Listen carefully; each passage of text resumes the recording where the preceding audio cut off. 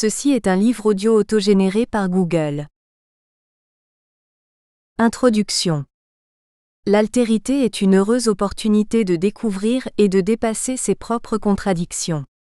Il arrive toutefois que l'individu projette illusoirement ses imperfections sur L'(autre) ou L'(ailleurs). La médiation apparaît alors fondamentale. Elle est à la fois éminemment philosophique et au fondement de toute construction sociale.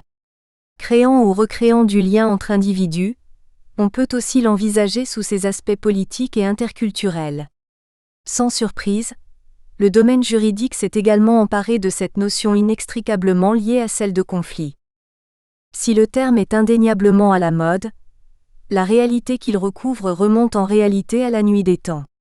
L'essor contemporain de la médiation proviendrait, quant à lui, d'un mouvement alternatif, favorisant les initiatives citoyennes et visant à la fois la réconciliation du sujet avec lui-même et le renforcement du lien social dans un contexte d'intensification de l'individualisme et de libéralisme économique. Du point de vue de la sociologie du droit, la médiation est envisagée comme le symbole de la subjectivisation de la norme. Plus précisément, par ce truchement, l'individu intervient dans la co-construction de la solution à un conflit. La médiation ne serait autre qu'une déclinaison du pluralisme juridique. Mais qu'entendre au juste par médiation?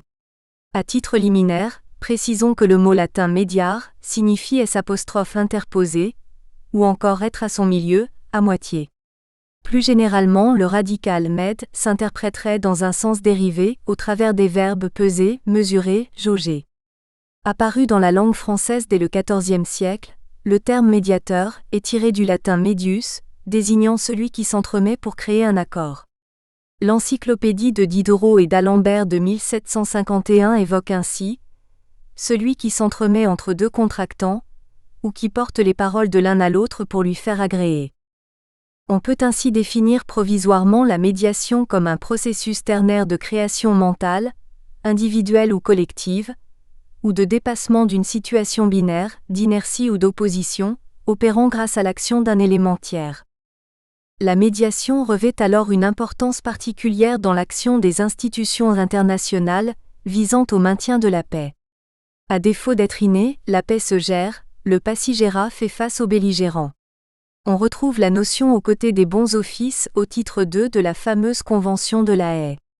Son article 3 ouvre la possibilité, pour une puissance étrangère tiers à un conflit, de tenter de mettre un terme aux hostilités par voie de médiation.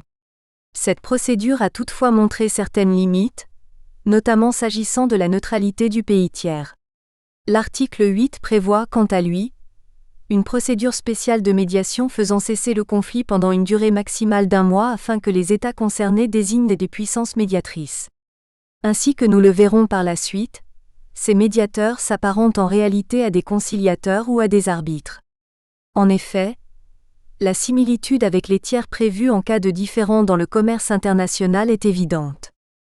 Séduisant, le terme de médiation fait ainsi l'objet d'une profusion déroutante et génératrice de polysémie. Sa plasticité le réduirait à un quasi-concept, ou à un fourre-tout à la fois symptôme et remède d'une pathologie sociale. Le droit interne n'échappe pas à ce constat. De surcroît, selon une intuition répandue, l'inégalité de fait entre administration publique et citoyen serait un obstacle à toute véritable médiation.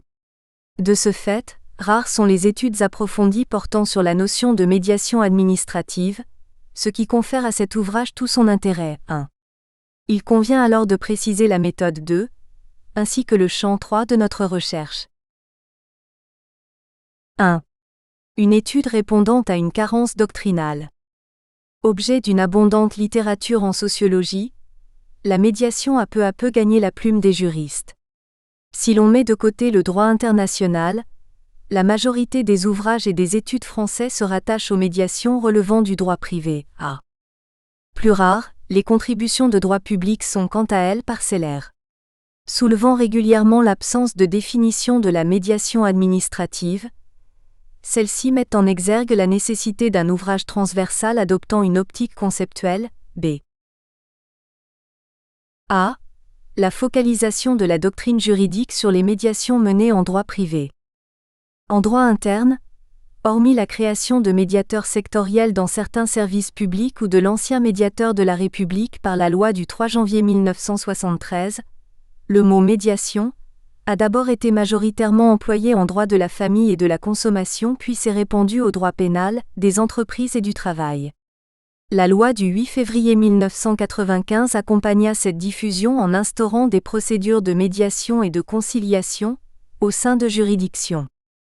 Au niveau européen, la directive fondatrice de 2008 relative à la médiation ne vise que les matières civiles et commerciales à l'exclusion expresse des litiges relevant du droit administratif. Certes, la recommandation du Comité des ministres du Conseil de l'Europe de 2001 relative aux modes alternatifs de règlement des litiges avec les autorités administratives évoque la médiation, mais celle-ci n'en est pas le sujet central. De surcroît, l'impact de ces instruments sur les États signataires s'avère mitigé à l'instar d'autres documents et dispositions de droit européen en la matière. Ainsi, l'incitation des institutions européennes à développer des procédures générales de médiation administrative est encore timide et parcellaire.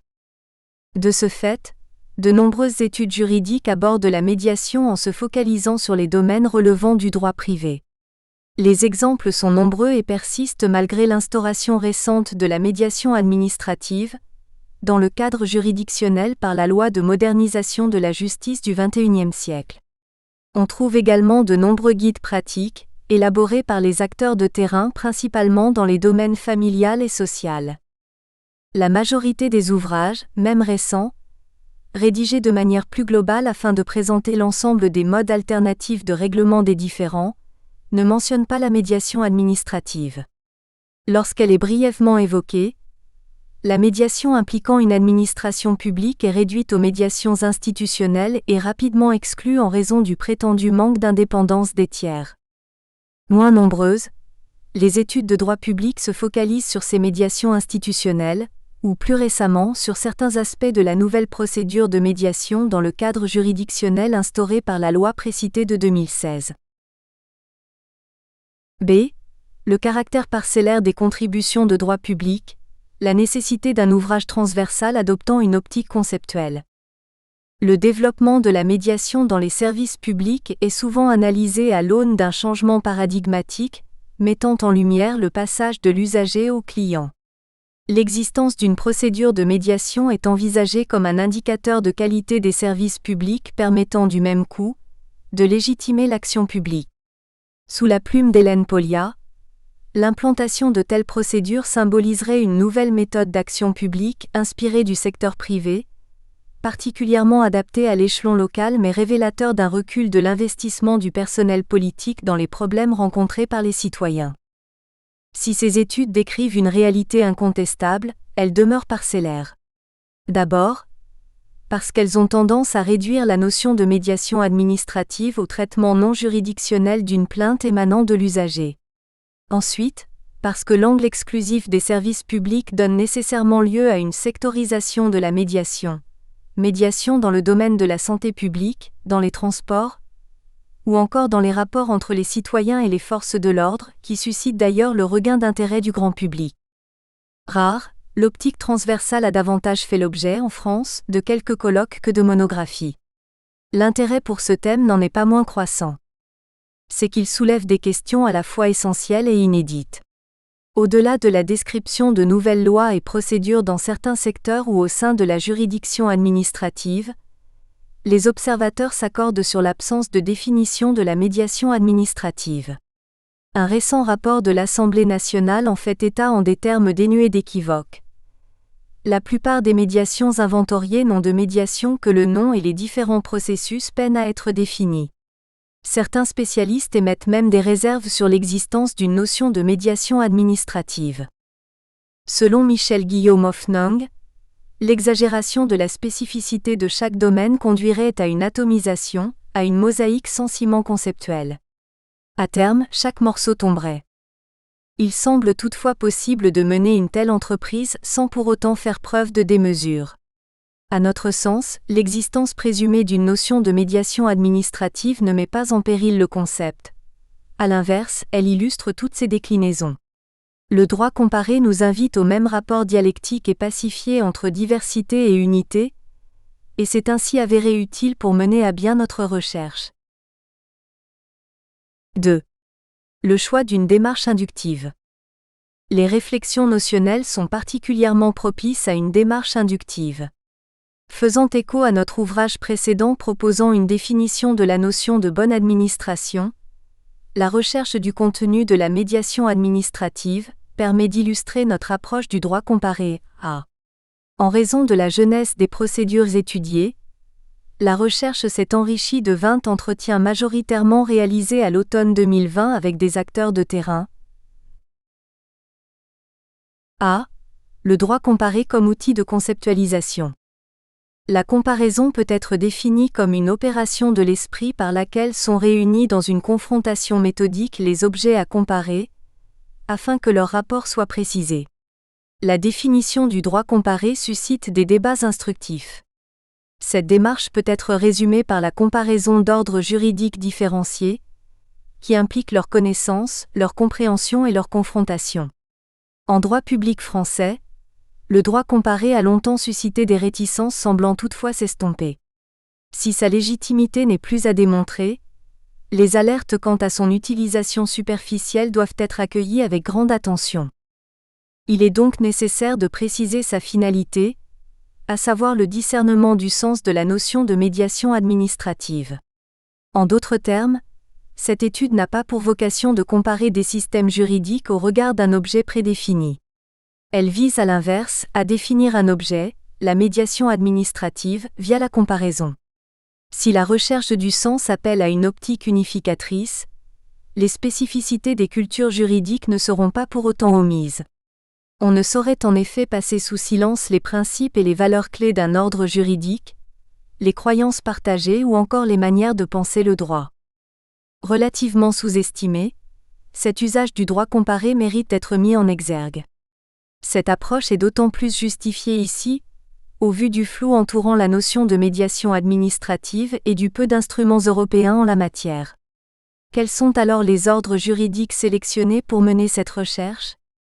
Sous l'impulsion du Conseil d'État, la France a instauré une procédure nationale de médiation administrative, dans le cadre juridictionnel à travers la loi précitée de modernisation de la justice du XXIe siècle. Considérée comme une évolution notable, cette réforme appelle à un changement culturel. Cet enjeu de taille fait écho à la médiation extrajuridictionnelle, déjà pratiquée principalement dans un cadre institutionnel. Parallèlement, accompagné par la doctrine, le droit espagnol connaît ces dernières années une percée de la médiation administrative, notamment dans le cadre juridictionnel, médiation intrajudiciale. Longtemps réticent à instaurer cette procédure, le droit national espagnol ne compte à ce jour que la loi relative à la médiation dans les affaires civiles et commerciales excluant expressément les domaines touchant à l'administration publique. Toutefois, avec le soutien du Conseil général du pouvoir judiciaire espagnol et de la Fondation Valsaín, certaines communautés autonomes ont mis en place des protocoles de médiation administrative, dans le cadre juridictionnel ayant donné lieu à des médiations très intéressantes et suscitant l'élaboration à la fois d'autres protocoles régionaux et d'une loi nationale en cours de discussion. La naissance récente de ces procédures rend la comparaison avec la loi française de 2016 particulièrement pertinente. De plus, la comparaison avec l'ordre juridique espagnol est rare en la matière. Présumant de l'intérêt d'une recherche, un vide doctrinal peut aussi être le signe de son manque de pertinence. Cependant, ici, la comparaison est d'autant plus justifiée que les droits administratifs français et espagnols présentent des similitudes, le second s'étant en partie inspiré du premier. En revanche, la répartition territoriale du pouvoir est fondamentalement différente dans les deux États. Ainsi que nous le verrons par la suite, cette donnée engendre une différence de taille s'agissant de la consécration de la médiation dans le cadre juridictionnel. De plus, en Espagne, l'absence de dualité juridictionnelle explique la parenté des principes encadrant les médiations dans les secteurs privés et publics et dans une moindre mesure, le nombre de médiateurs libéraux spécialisés en droit administratif, qui est plus réduit en France où l'on assiste à une floraison de médiateurs institutionnels. S'inscrivant dans le prolongement d'activités récentes, le choix d'une comparaison avec l'Espagne apparaît alors justifié. Compte tenu du cadre limité de cette étude, nous ne développerons pas de comparaison systématique avec les États-Unis, pays pionnier dans l'instauration de la médiation comme moyen alternatif de règlement des litiges. La comparaison semble d'autant moins opportune que la fameuse catégorie des Alternative Dispute Resolution, la culture des community boards et les différents courants se disputant le déroulé et l'esprit de la médiation, font déjà l'objet de nombreuses études. De même, en Grande-Bretagne, la saisine du juge administratif n'est envisagée qu'en cas d'échec des alternatives disponibles. La médiation sectorielle est très répandue, notamment dans le domaine médical où sont fréquemment organisées des formations à ce sujet. Par contraste, l'Allemagne offre des dispositions juridiques plus précises sans pour autant susciter un recours aussi fréquent à la médiation administrative. Sans être les objets de notre comparaison, nous n'exclurons donc pas des références sporadiques à la Grande-Bretagne et aux États-Unis. Ces ordres juridiques sont souvent cités comme symboles du pragmatisme, qui désigne la corroboration d'une théorie par les faits lui conférant sa véracité ou encore sa validité. En droit, cette approche se définit autour de 3 éléments: le rôle prépondérant conféré au juge, la focalisation sur l'expérience fixant et modifiant le cas échéant la majeure et ou la mineure du syllogisme, et le souci de la réparation. Loin d'être intrinsèquement irrationnel, le common law peut aboutir au compromis nécessaire entre l'ordre et l'expérience. S'agissant de la médiation, le souci pratique de résolution rapide d'un différend au moindre coût est souvent accusé de diluer le sens du concept.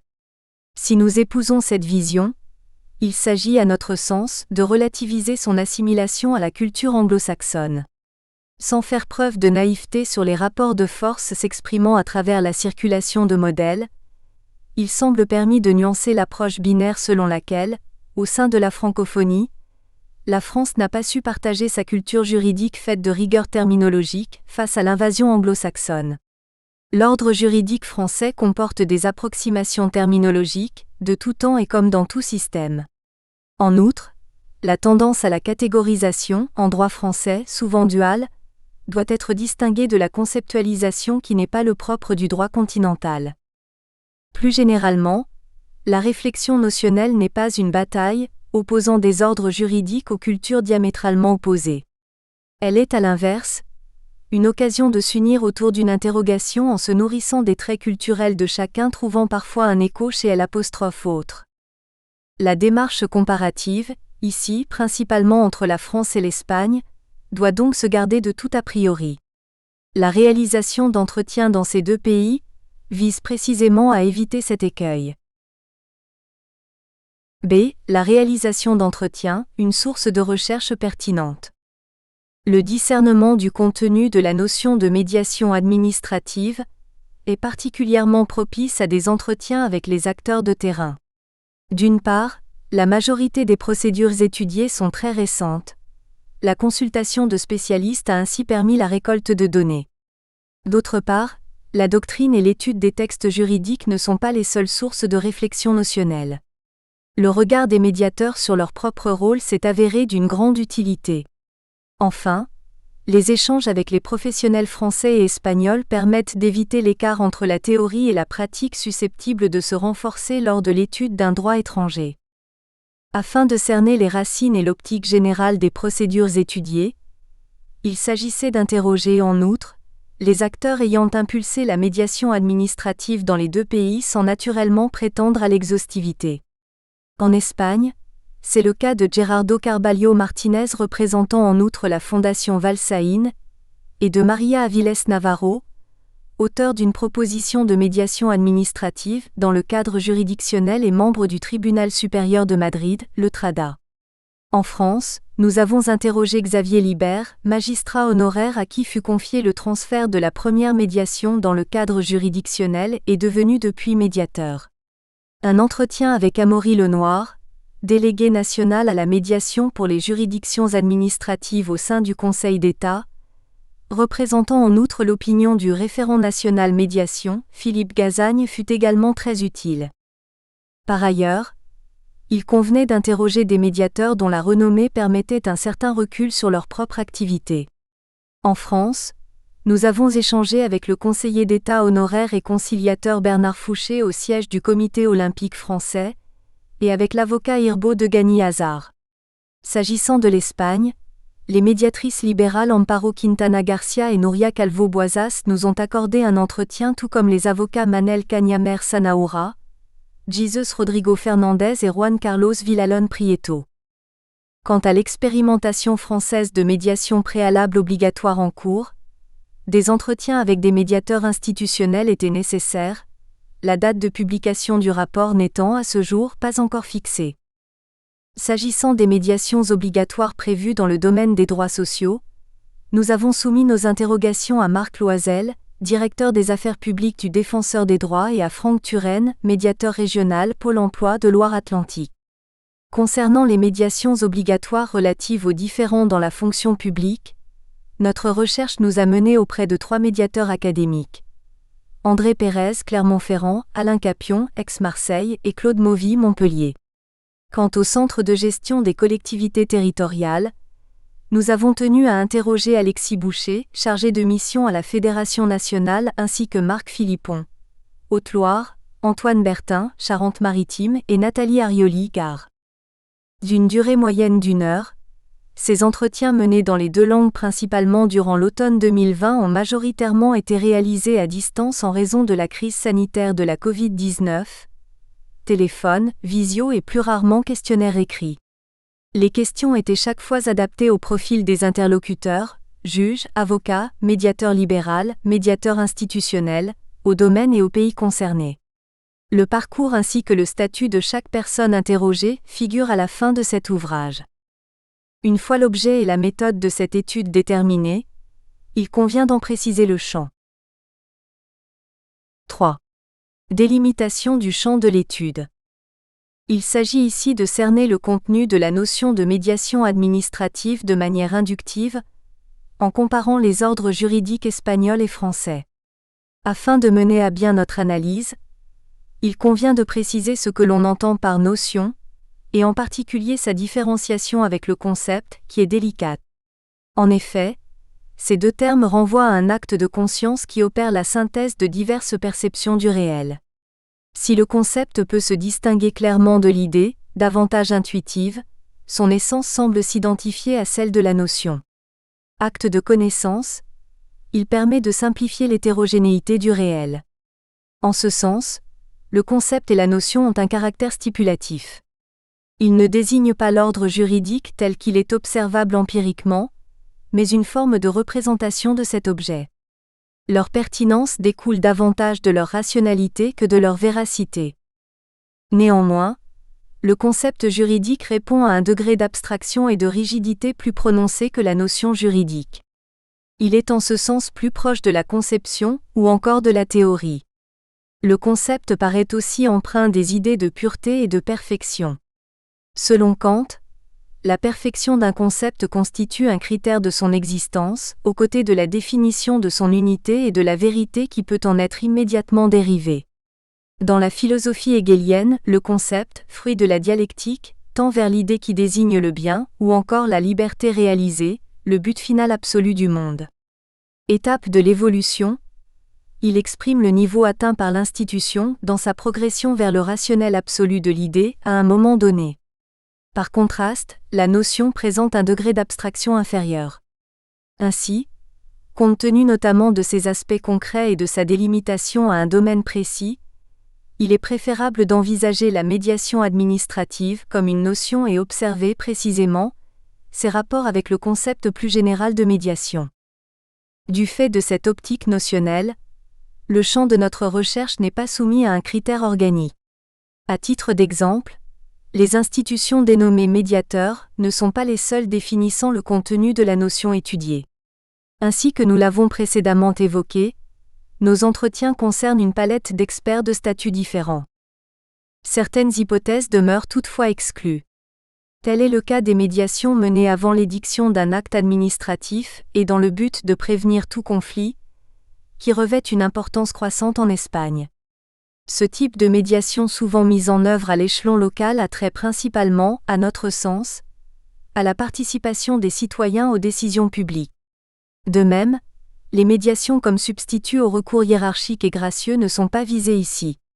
Prévues par le droit espagnol, celles-ci n'ont d'ailleurs jamais été mises en œuvre. Ces précisions émises, nous inclurons aussi bien la médiation dite extrajuridictionnelle que celle menée dans le cadre juridictionnel ayant récemment fait son apparition dans les deux pays. L'emploi du terme cadre ne doit pas porter à confusion.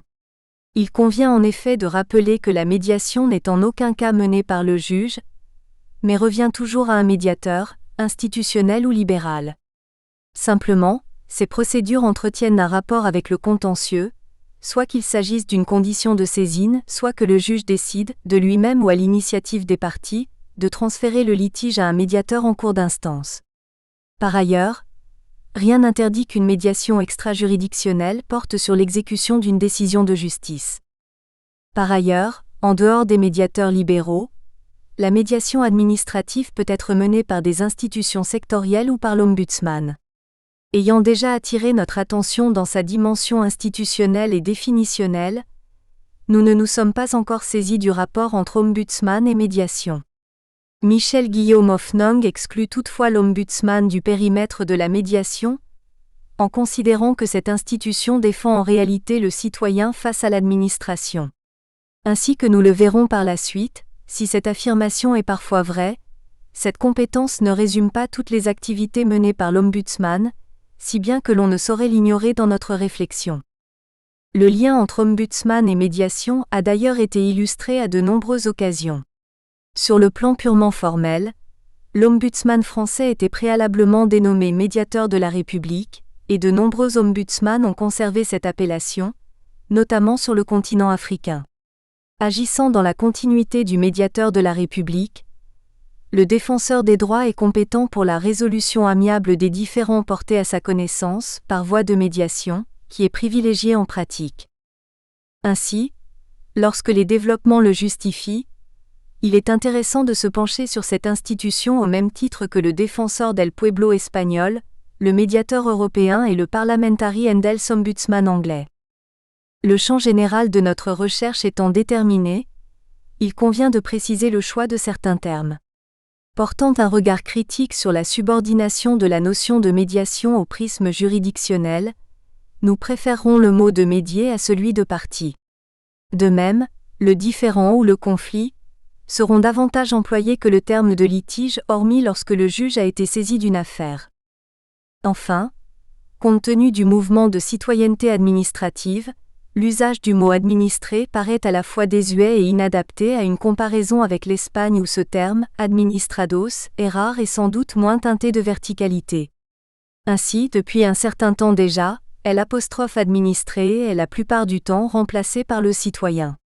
Tout à fait pertinent, ce mot n'exprimait pas suffisamment l'existence d'une décision administrative individuelle génératrice d'un différend avec un individu concerné, administré, pouvant d'ailleurs être un étranger.